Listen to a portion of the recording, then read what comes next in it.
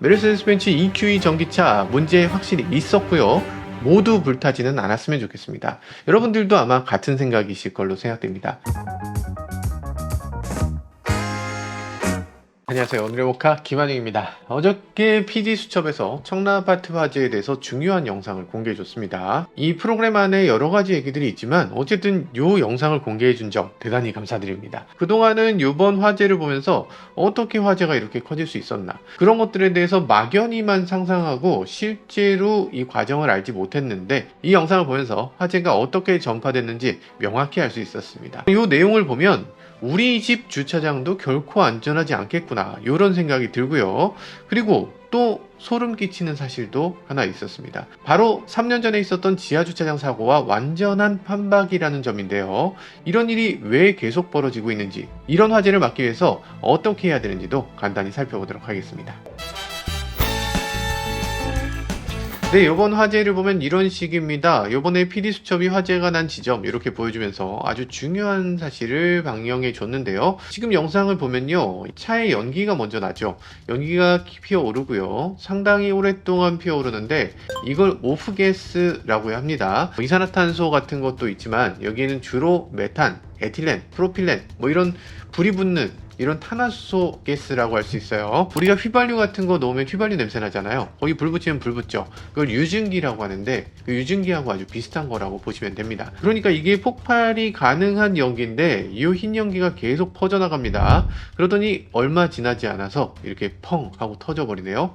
그런데 이 지점에서 스프링클러가 작동돼야 될 것 같은데 아파트 관리자가 경보가 울리니까 이 경보기가 고장났다고 착각하고 이 스프링클러를 꺼버립니다. 그리고 나서 5분 후에 다시 스프링클러를 작동시켰지만 이 장치들이 불에 타서 작동이 안 됐고, 그리고 이제 와서 이제 소화기로 불을 끄려고 한 것 같은데 소용이 없었죠. 그리고 나서 머지않아서 이 천장 배관에 불이 옮겨 붙게 됩니다. 그리고 배관에서 불길이 쏟아지게 되죠.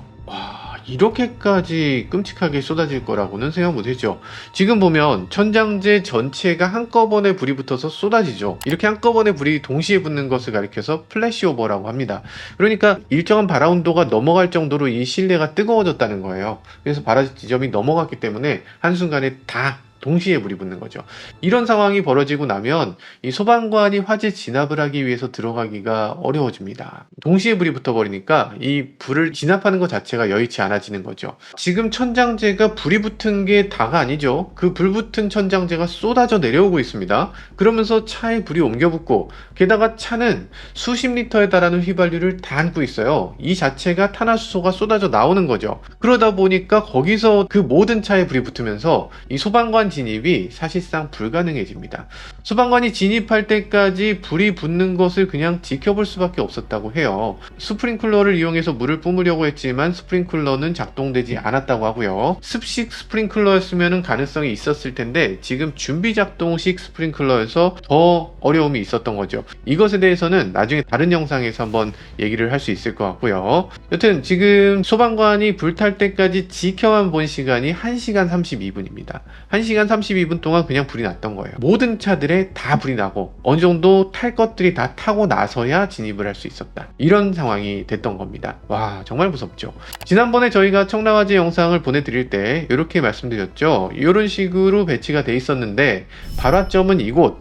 그런데 왜 불이 이 주변에는 옮겨 붙지 않고 여기서 5m나 떨어져 있는 이 지점에 화재가 집중됐던 것인가, 이 부분이 이상하다라고 말씀드렸죠. 그러면서 위쪽에 파이프가 있는데 이 파이프가 떨어지면서 화재가 옮겨 붙은 게 아닌가, 이렇게 말씀드리기도 했고, 여기다 파이프 그림을 또 그려 보여드리기도 했죠. 아니나 다를까 지금 위에 있던 파이프가 매개체가 돼서 이렇게 불이 옮겨 붙었다고 할 수 있겠네요. 그러고 보니까 정말 안타깝습니다.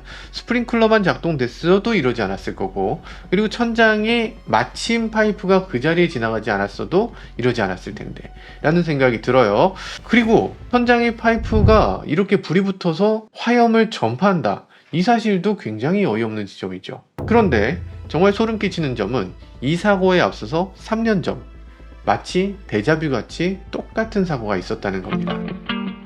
아마 여러분들도 3년 전 사고를 기억하실 겁니다. 2021년 천안시 서북구의 불당동 푸르지오 아파트 지하주차장 화재 사건. 여기에 출장 세차하시던 분이 스타렉스를 몰고 와서 여기서 세차를 하다가 뒤에 있던 LPG통에 불이 붙으면서 화재가 번져서 666대의 차량에 불이 옮겨 붙은 사고입니다.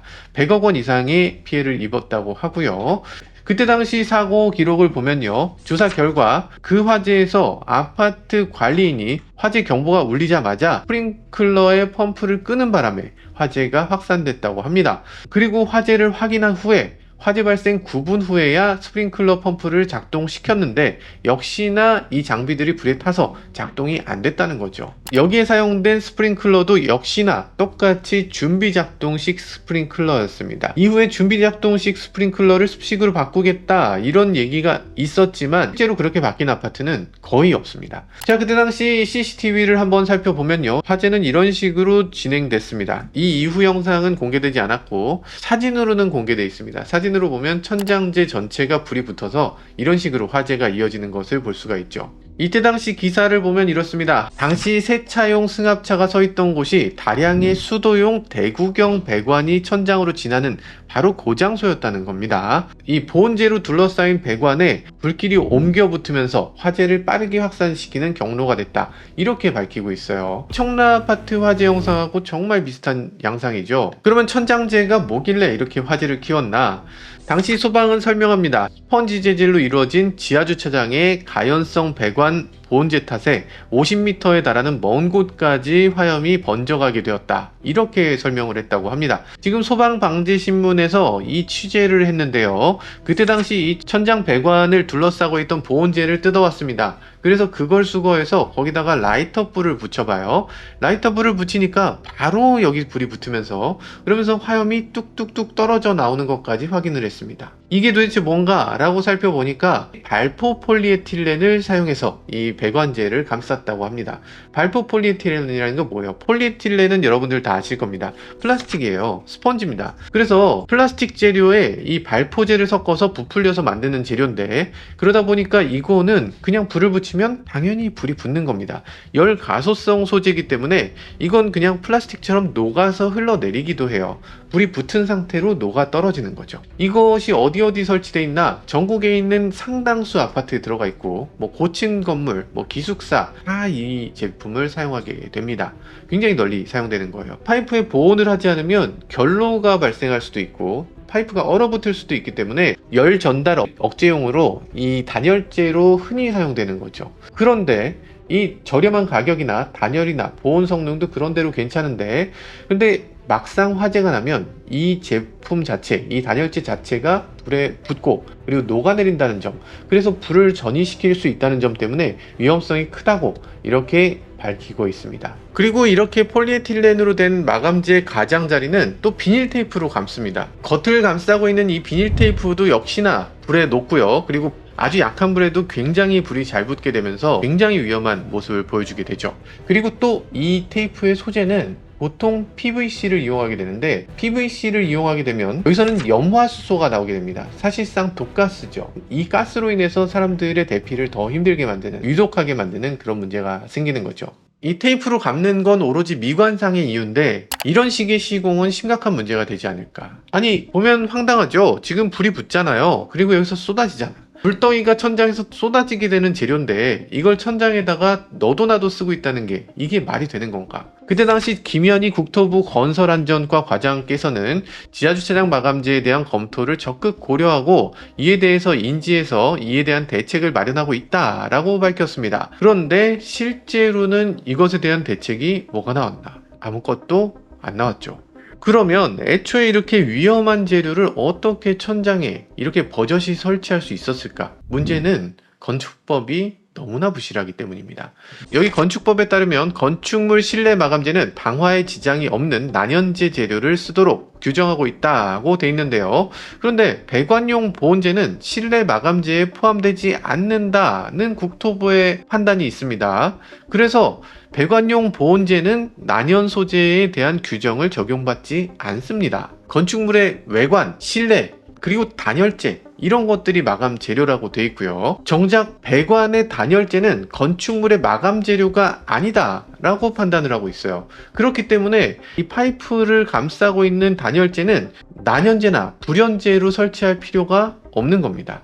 아니 어떻게 이렇게 법을 소극적으로 해석할 수가 있죠? 그리고 또 다른 문제는 지하주차장은 건축법 시행령에 따라서 이 소방 관련 시설을 설치해야 되는 대상이 아니라는 점이에요. 지금 재연설비, 배연설비를 설치할 필요가 없는 지역에 속합니다. 배연설비라는 건 뭐냐면 화재가 났을 때 연기를 강제로 밖으로 배출하는 설비를 배연설비라고 하고요. 재연설비는 화재 연기가 복도라든지 계단이라든지 이런 곳으로 침입하지 않도록 이렇게 연기를 막아주는 그런 장비를 말하는 건데, 아파트의 공용공간, 거주공간은 그런 시설을 다 설비해야 되지만 이 지하주차장은 거기 예외로 돼 있어요. 그러다 보니까 지하주차장에서 화재가 나면 그것에 대한 대응책이 그다지 없는 거죠. 이것에 대해서 이미 3년 전에 얘기가 나왔습니다. 이창호 숭실사이버대학교 소방방재학과 교수께서는 건축용 단열재는 내부 마감 재료고 건축설비용 보온재는 내부 마감 재료가 아니다 라고 하는 국토부의 해석은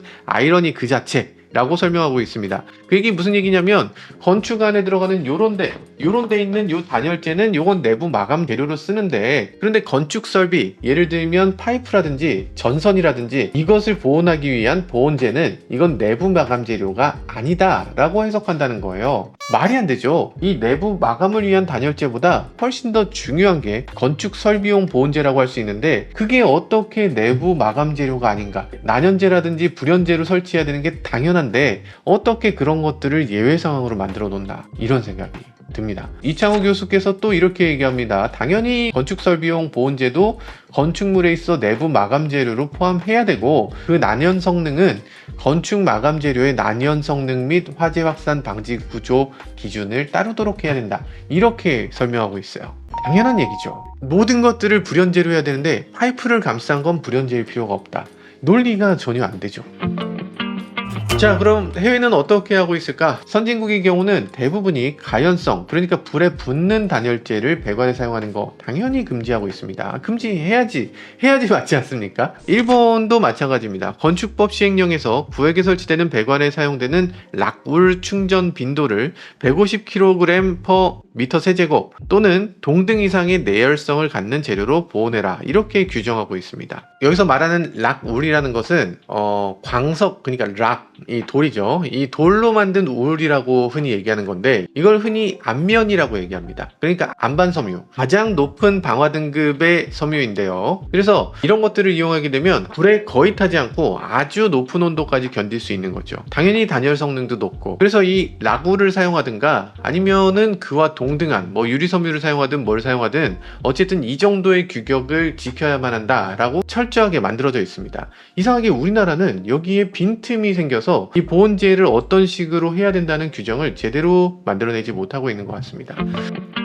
사실 이런 것들은 법제화해 줄 필요가 있죠. 우리 머리 위를 지나가고 있는 이런 수많은 파이프들, 우리 아파트 내부를 관통하고 있는 이런 파이프의 보온재에 이런 난연재, 불연재를 설치해야 된다는 건 너무나 당연하고, 이런 것들이 법제화돼야 되는 건 분명한 사실입니다. 그런데도 불구하고 법제화되지 못하고 있는 이유, 이 건축 비용도 늘어나고 기존의 사업자들을 보호해야 한다는 그런 의미도 있겠지만, 그보다 중요한 우리의 안전을 위해서 이런 것들은 타협 없이 잘 진행했으면 하는 바람입니다. 혹시 이런 얘기를 하다 보면 제가 전기차를 옹호하는 것처럼 보일까 조심스럽기도 한데, 저는 지금 안전을 얘기하고 있는 겁니다. 메르세데스 벤츠 EQE 전기차 문제 확실히 있었고요. 그런데 저는 내연기관 화재로도 지하주차장이 이렇게 모두 불타지는 않았으면 좋겠습니다. 여러분들도 아마 같은 생각이실 걸로 생각됩니다. 여러분들은 상식적이고 이성적일 걸로 믿고 있으니까요. 지금까지 저는 목카 김한용이었습니다. 감사합니다.